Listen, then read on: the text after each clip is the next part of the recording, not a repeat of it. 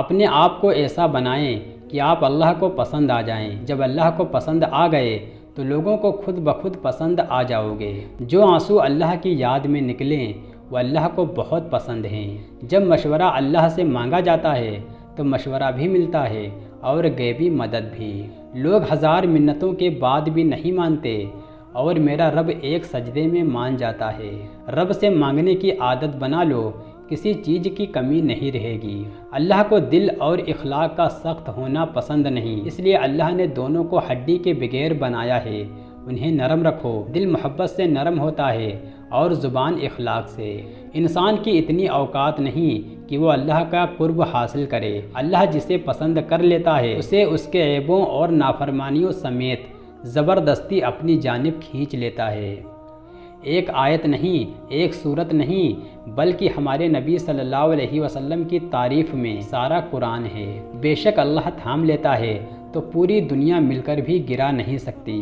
بدنصیب ہے وہ شخص جس کی صحت اس کا ساتھ دے مگر وہ اپنے رب کو سجدہ نہ کرے۔ ٹوٹنے کے بعد جو تم میں ہمت آتی ہے نا، دراصل تمہیں اللہ تھام چکا ہوتا ہے۔ آپ مخلص رہیں، یہی کافی ہے، اجر تو اللہ تعالیٰ دے گا۔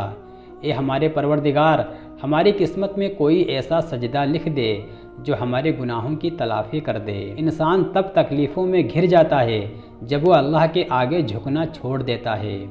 نبی کریم صلی اللہ علیہ وسلم نے فرمایا، دو نعمتیں ایسی ہیں جن کے بارے میں بہت سے لوگ لاپرواہی برتتے ہیں، ایک صحت اور دوسری فراغت۔ اللہ تعالیٰ کو وہ انسان بہت پسند ہے جو اپنی جوانی اللہ کی عبادت میں گزارتا ہے۔ جو لوگ دنیا کی پرواہ کرتے ہیں دنیا ان کی زندگی مشکل بنا دیتی ہے، اور جو لوگ اللہ تعالیٰ کی پرواہ کرتے ہیں اللہ ان کی زندگی آسان بنا دیتا ہے۔ اداسیاں انسان پر تبھی حاوی ہو جاتی ہیں جب وہ اللہ کو چھوڑ کر بندوں کی عبادت کرتا ہے۔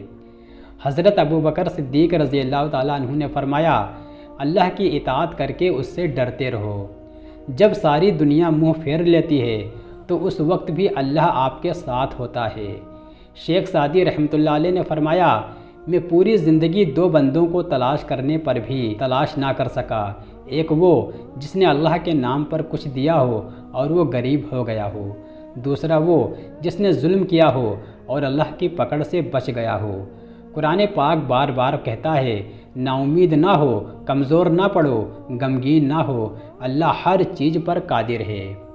اللہ تعالیٰ تمہارے جسم اور تمہاری صورتوں کو نہیں دیکھتا، وہ تو تمہارے دلوں کو دیکھتا ہے۔ اللہ کی عطاؤں پر الحمدللہ اور اپنی خطاؤں پر استغفر اللہ کہنا اللہ تعالیٰ کو بہت زیادہ پسند ہے۔ شیخ سعدی رحمۃ اللہ علیہ فرماتے ہیں، دن کی روشنی میں رزق تلاش کرو اور رات کے اندھیرے میں اسے تلاش کرو جو تمہیں رزق دیتا ہے۔ اللہ تعالیٰ نے انسان کو دل دیا ہے لیکن اس کا سکون اپنے پاس رکھا ہے، اور فرمایا، یاد رکھو دل کا سکون صرف اللہ تعالیٰ کی یاد میں ہے۔ جس کے جسم سے روح نکل جائے اس کو مردہ کہتے ہیں، لیکن وہ زندہ بھی مردہ جیسا ہی ہے جس کے دل میں اللہ کی محبت نہیں۔